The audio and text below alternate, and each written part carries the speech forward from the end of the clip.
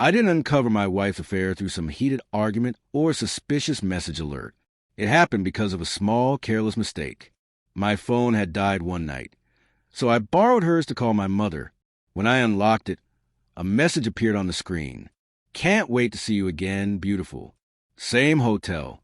The name attached to it was Martin, project lead. My chest tightened as I opened the chat. The truth unfolded line by line. Pictures, secret plans, jokes about how her husband would never find out. Everything I'd refused to see was now laid bare in digital ink.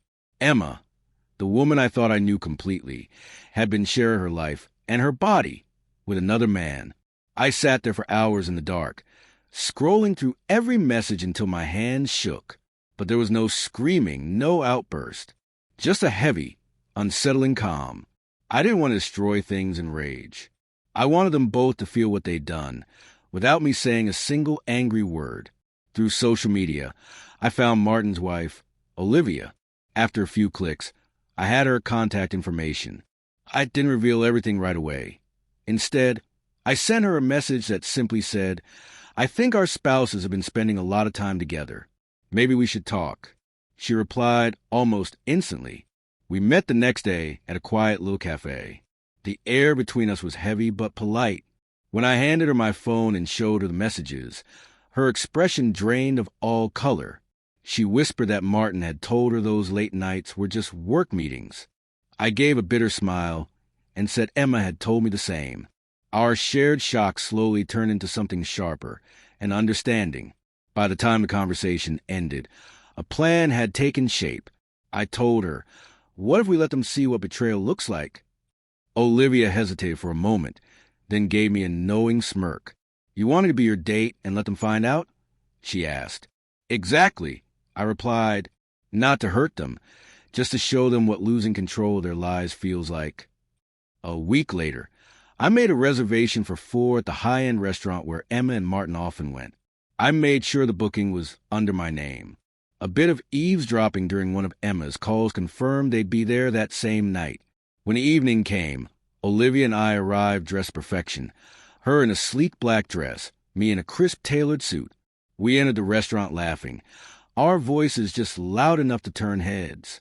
It didn't take long for me to spot Emma and Martin at a corner table. Emma froze mid-bite when she saw us. Martin's hand quietly retreated from hers. Olivia leaned close to me and said, just loud enough for them to hear, "You were right, Daniel. This place is perfect for our first date." Emma's fork slipped. I smiled, calm and deliberate, placing my hand lightly over Olivia's. My laugh was easy, too easy. Then, as if scripted by fate, the waiter walked over and asked their table, "Would you like your usual wine, Mr. Martin?" The silence that followed cracked like glass. Emma shot up from her seat, trembling. "Daniel, what is this?" she demanded. I looked her in the eye and said evenly, "A double date. You didn't think you were the only ones allowed to have one, did you?" The room went dead quiet. Olivia turned to her husband with cold precision. "Enjoy your dinner, Martin. You'll need the strength for the explanations later." The manager tried to ease the tension, but I placed a few bills on the table and said quietly, "We're done here." Olivia and I walked out together while the whispers followed us. Emma called my name behind me, but I didn't turn around. For the first time, she understood what it felt like to be left behind, not in anger, but in finality. Later that night, Olivia and I sat in a small bar, sipping our drinks in silence. After a while, she asked softly, "Do you think they'll ever understand?" I shrugged. "Maybe, but it doesn't matter anymore. They needed to see that we could move on, too."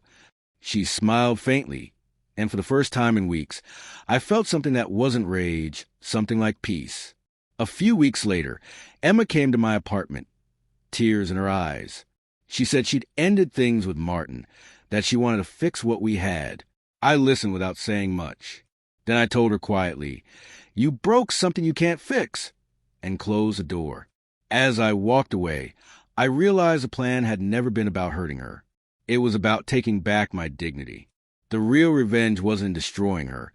It was in proving that she no longer had the power to destroy me.